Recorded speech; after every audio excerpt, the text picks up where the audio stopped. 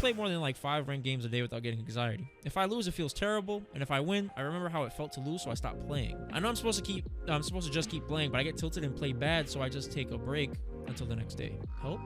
Okay, I got you, bro. Now it's time for those deep conversations that we typically have every Sunday, featuring Danger. Right? No, it's okay. Okay, it's okay to be nervous. It's okay. Lean into that. Lean into it. Pay attention to it. Don't run away. Don't be harsh. Parent yourself. It's okay. It's all right. You're human, and we're all different. We all get to this point differently. Just because other people might not respond the same does not subtract anything of value from you. You know what I'm saying? Doesn't add any value to other people. None of that shit. No. It's okay. It's all right to be nervous. Don't worry about it. So, let's start with mindset, of course, right? Because that's the most important thing. I think your mindset precedes everything. You know, so everybody, first and foremost, I need the goddamn chat to give some love to K Danger for participating. Let K Danger know we are here to uplift each other. Just give some support. You know what I'm saying? Just give love. All right? Come on, chat. I know you guys got it. Give some love to K Danger. Give some emotes. Just let K Danger know. You know what I'm saying? Thank you, Anubis. Thank you, Bion. Exactly. We got you. You know what I'm saying? Just do your best. You know what I'm saying? Do your best. It doesn't matter. You don't have to play perfect. Just do your best, because as long as you do your best, everything will be all right. You know what I'm saying? You'll be that much closer to getting stronger, getting to where you want to be. Stepping stones, just one game at a time. You know what I'm saying? So let's start with what we're going to focus on, okay? Anxiety comes into play when you are afraid, or you are extremely worried about a future result. But we haven't been in the future yet. It hasn't happened. So your future is really just a projection of the past, right? So something in your past is just like remnants of something in your past are just kind of here, and you're just projecting through that pain that was presented into unknown, right? Because naturally humans don't like unknown. So like, because you can't guarantee that you're gonna play your best, you're not gonna guarantee that you're gonna learn, you're not gonna guarantee that you're gonna win, you're not gonna guarantee that you execute. It adds to the anxiety, because then you start to naturally think of the worst possible things that are gonna happen. Human beings do this. We do these things. Yeti machete. That's actually bars. I like that. Yeti machete. That is so sick. And honestly, I'm gonna tell you right now, okay, and everybody in the chat, like, those books are those are great, right? They're good to point you in the direction, but you have to take action. That's the hardest part, is taking the action, right? It's kind of like taking a cold shower. You know the benefits of taking a cold shower, but you don't want to fucking do it because you're thinking about the freezing temperatures and your body just screaming, right? But then when you jump in, or if you jump into a cold pool, whatever, right? After the first not even the first 3 seconds, you're like, oh, this isn't as bad as I thought it was. You know what I'm saying? I think it's like a negotiation. When you get into these situations, it's like, how do I negotiate with myself to take that first step that will challenge me, but not so much to where it's like, oh my God, right? So I present to you guys. Let me bring out the you guys know me, man. I'm a Pablo Picasso, baby. Watch this. Watch this. You guys ain't ready for this. Okay, so I'm gonna draw you guys something, all right? Pablo Picasso, Zaferino, Mascherino, Bambino in the building right now. Please relax, guys. I'll sign autographs later. Let me do what I do. All right. Check this shit out. I'm gonna draw you something, okay? Bam. Look at that. That shit looks like a beautiful tree rustling in the wind. Gentle wind. And then we draw this. Okay, so now we have this, the x-axis, obviously. This is the y-axis. Okay. Peep this shit. Okay. Now, going across the x-axis, we will call this skill. And going up the y-axis, we will call this challenge. Ooh, that L was the best L I ever... Why is this L so perfect? Oh my God. Why is this L so perfect? I can't... Yo. Look at this. I can't duplicate this again. Look at this shit. That was the... Oh my That was a perfect L. Wow, that was ridiculous. I don't even know how I did that. So now let me explain to you these things, okay? So imagine, I'm gonna use a different color for this, right? Whenever you learn something, or no, not when you learn something, whenever you put yourself into a situation, okay? You have a challenge and the skill, which is you as the person, okay? You as your being, you and your makeup, your experiences, your biases, all that jazz. The challenge, which is whatever's in front of you, the situation that you're trying to overcome, whatever you're trying to solve, right? These two things are constantly at play in life, pretty much in every given moment. In relationships, communication, sports, health, learning, music, martial arts, right? Whenever you learn something, you are in your infancy stages, right? And you know, kids, they're very dependent. They depend on the parents because their skill level to survive in the world it's non-existent, right? They need to be breastfed, they need to be, clothed, bathed, right? Sheltered, nurtured, right?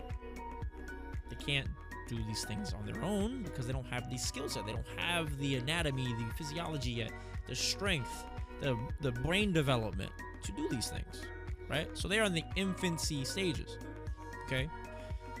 So with anything, anytime you start something new, anytime you try to learn something, right, you are in your infancy stages.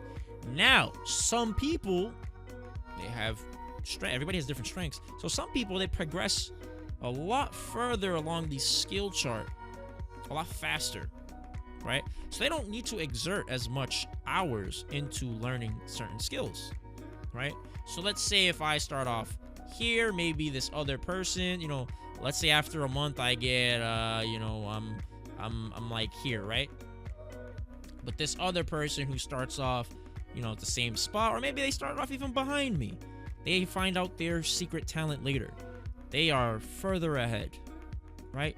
In 3 months, in the same amount of time, they're much further ahead, okay? That's just the analogy. It's not the point of this. But I'm just giving you, the idea of skill set and how it's, relatable to reality, right? So whenever you learn something new, you either have the skill to do something or you don't. Anytime you present yourself with a challenge, you either have the skill or you don't. It's as simple as that, right? Do I have the skill? Yes or no? That's it, okay?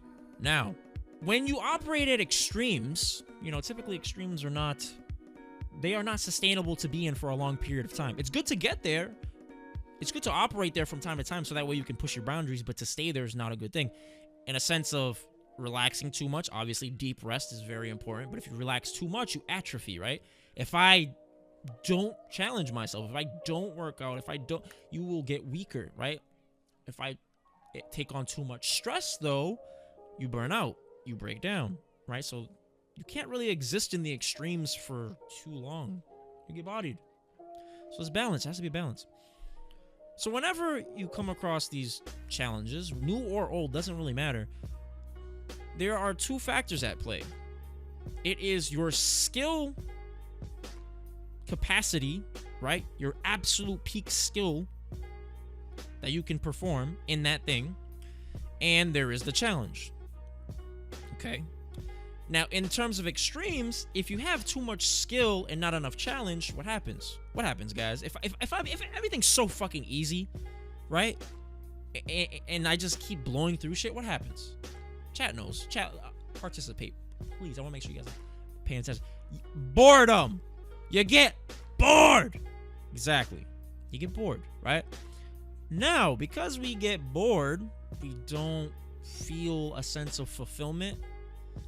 You don't feel like you're doing anything meaningful. You understand? So this is where boredom and depression can kick in. Obviously, not depression at a physiological level, but in terms of mental, inherited through your environment, conditioning, right? It's interpretation of things. You can get depression like this because you're so bored, you just feel like you're floating and just there's nothing to really add to your character, which we naturally like to do. We like to naturally have a sense of fulfillment and contribution to the world, right? But What if we have too much challenge and absolutely no skill? What's going to happen? You know what happens? You produce anxiety. You start worrying about things, right? Because think of it like this. If I have mad skill and I know I can do something, do I ever think about it going wrong? If I know I have the skill to do it? No. I'm just like, I just do it. It's like breathing to me, right? Like helping you guys is like breathing to me. I don't think, oh, what if I don't? No, I just do it. Because I know I have the skill to help you guys. So I just do it. I don't hesitate. You understand? Because I've built the skill to do that. Right? So there's no challenge that's like, oh my God, I can't do this. I'll find a new challenge, but then it's like, oh, this is new. But I'm confident in my skill, so it doesn't develop into this anxiety-inducing situation. You understand? So when you have a challenge and it's extreme, it's massive, you don't have enough skill to actually overcome it. You produce anxiety, you get frustrated, you start concerning yourself with results because you're trying to so badly overcome this, that you want something so strongly that you don't see things objectively, right? So you start saying, I suck, or what you start doing, you start deflecting, right? So you either take on extreme responsibility and accountability, which is not healthy. You start becoming a drill sergeant. Man, I suck. You guys have seen me do it before, right? That's from conditioning, which is why, you uproot your conditioning and you grow. Simple as that, right? But of course, the hard part is forgiving yourself. Not being that so hard on yourself. Parenting yourself, You got to think about it. We're all adults, but we're really just kids in big bodies. You know what I'm saying? Too much pressure on ourselves. You understand? And that's all inherited from things outside of us, because naturally we don't do that. It's all things that we've learned behaviors. Because remember, when we were children, we had no idea of failure. We had no concept of it. We just walked. We just fell and we got up and went and we kept walking. The kids that fall, they don't fall and say, damn, I can't walk, I give up. They just get up and kept trying it differently. Try different ways, a little bit more focused. Maybe they stop. They chill, they relax. It's intuitive. We don't have to explain it. It is a mechanism that is a part of who you are. It's beyond us. Call it spiritual, I don't know. You want to say it's God, whatever you want. I don't care. Label it whatever you want. But it's there. You can't deny it. Right? So now, you say, all right, well, too much skill, no challenge, I'm bored. Too much challenge, no skill, I produce anxiety, I burn myself out, right? So you see how it's like, it's basically stress, if I were to simplify all this, right? This is like stress, right? Because you stress your muscles to make them grow, right? So you are stressing yourself out to strengthen. And this would be like rest. The reason why this would be rest is because when you get so skillful at something, you don't exert effort. You understand? So this is like your rest, right? So you have to have this balance. So how do you do that?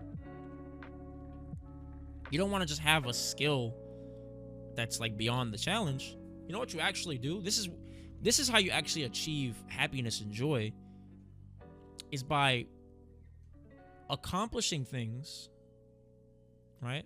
So let's say instead of having these extremes like this and this, right? We now have this.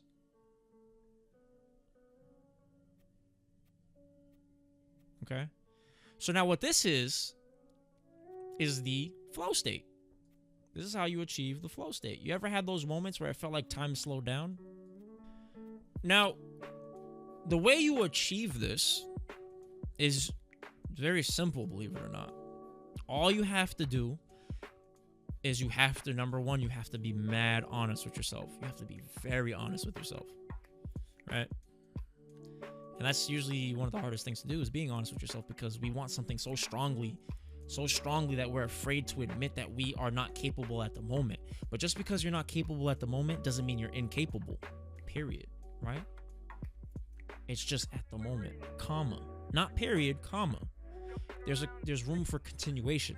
So don't think in a sense of it being the end of the sentence, but rather it's a fragment. It's not a complete sentence. The complete sentence comes in through your effort and the steps you take to get there. You understand? So with this in mind, say, oh wow, that makes sense. How do I accomplish it? Have your challenge just slightly beyond your skill level.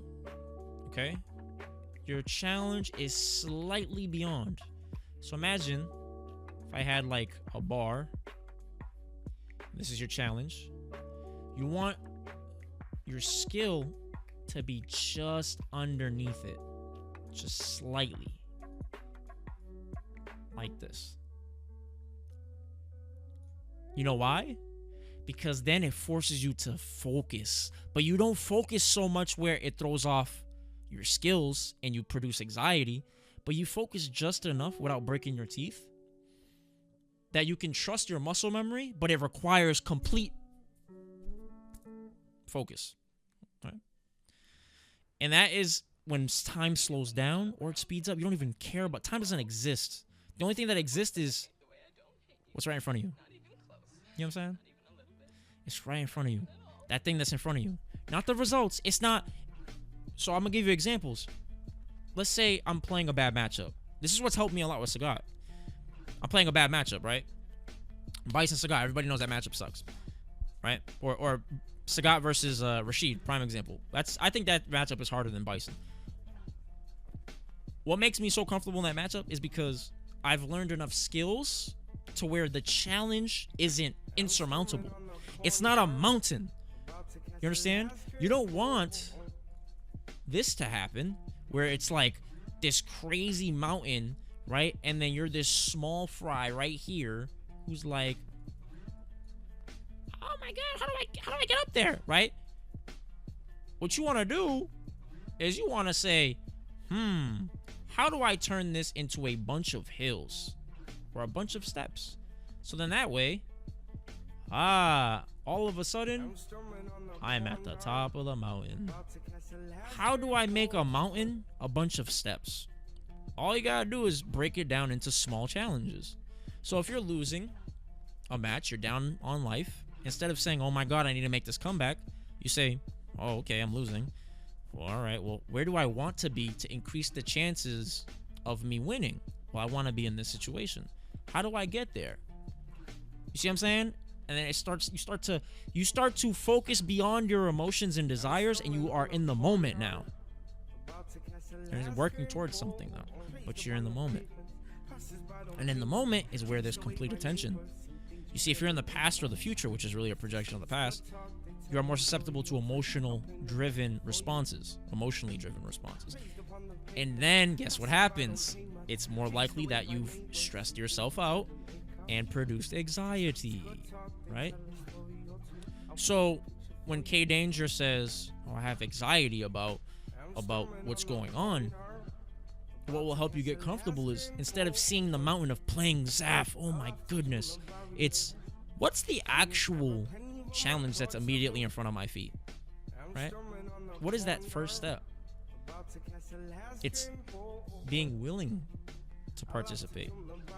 Just simply saying, oh, I'm going to put my name on the paper of this essay when I'm procrastinating. Procrastination is really just fear of subtracting investment from something else. All right, it's typically what it is. So that's just an example. All right. Yeah, CK, right. And then guess what? Like with I'm pretty sure you've overcome fears before. Everybody has. And once you did it the first time, it's not scary anymore. Right? So instead of looking at the unknowns like this big mountain, you say, all right, I don't know what this is. I don't know what's going to happen. Well, what do you know? Work with what you do know. But you have to be honest. Remember, in order for all of this to work, you have to be honest. If you're not honest, this shit gets demolished. It disintegrates. It doesn't matter anymore because you weren't being honest. How am I going to be honest about my skill? I mean, how am I going to get to the flow state if I'm not honest about my skill or if I'm not honest about the challenge in front of me? You see what I'm saying? How am I going to talk about winning an Evo if I don't feel strong enough to win a local or to win, or to practice my combos, or you see what I'm saying? Like, you got to reverse engineer things. And you'll always feel that anxiety, like Colin was saying, Zero Alucard. You'll always feel anxiety. It's there. It will always be there. And the skill that you have to develop with your emotions is to accept. That's how you turn the emotion of anxiety from the mountain into a bunch of steps. Acceptance is the first step, but a lot of us don't want to accept it. You know why? Pressure. Pressure from society, pressure from our loved ones, from school, relationships, desires, social media, right?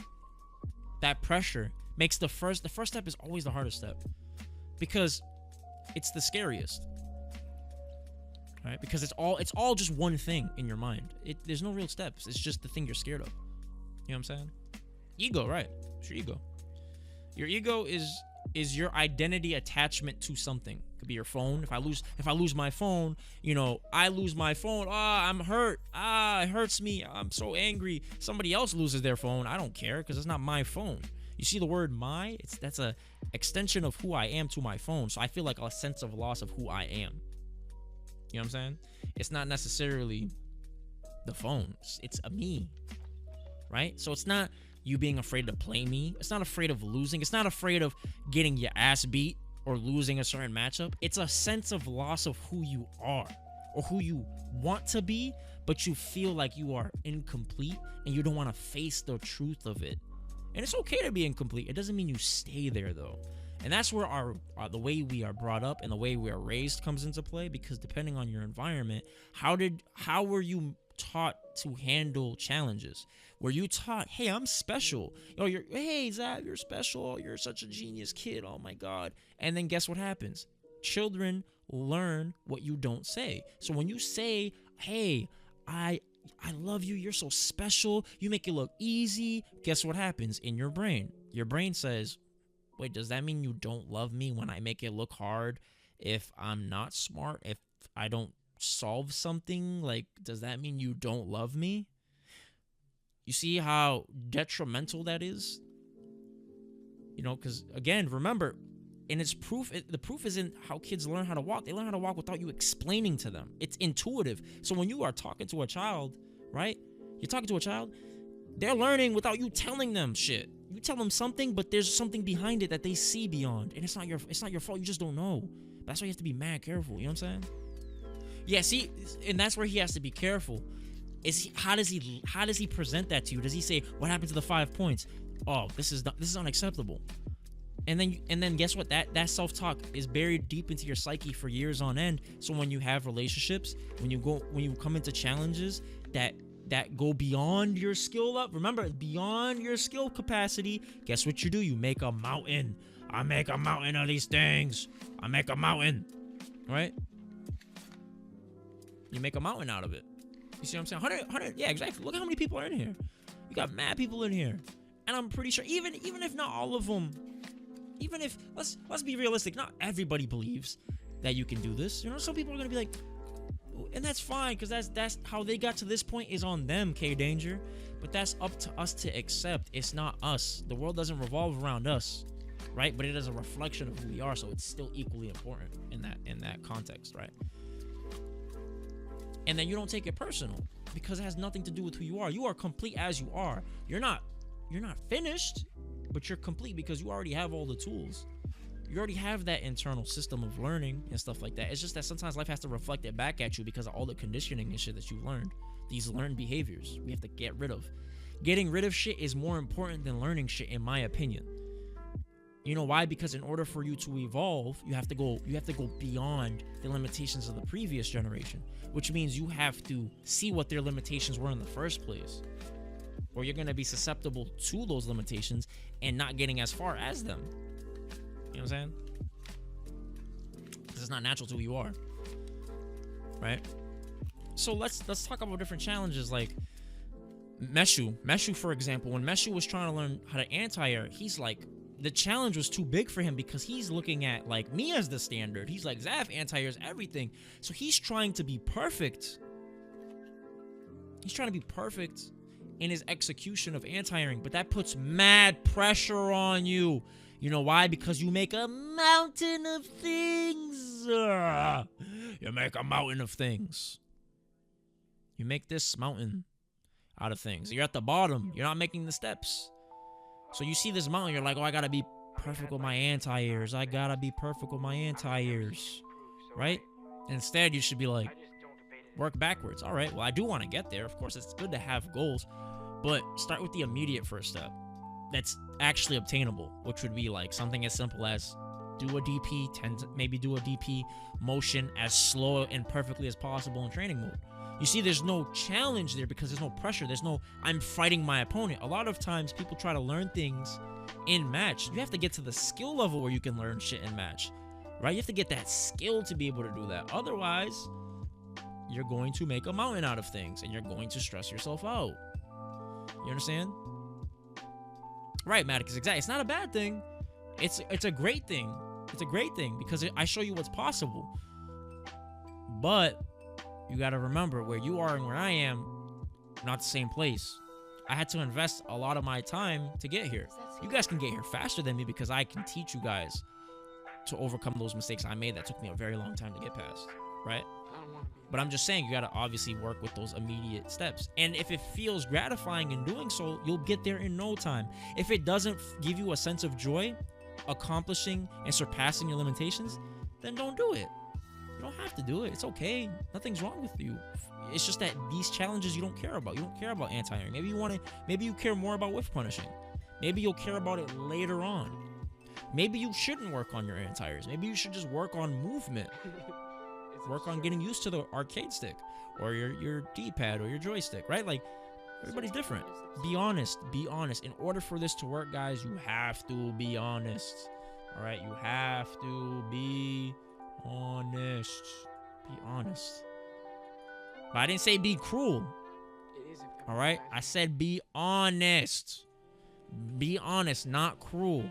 Talk to yourself the way you would talk to a child version of you. That's what I do. I talk to myself, you know what I'm saying, as a child. When I want to, like, get past, like, emotional, like, if I'm being really hard on myself, I just think of me talking to myself as a kid. And I'm like, it's okay, Zaf. It's all right. This is how you do it. And it works. And it calms me down. You know what I'm saying?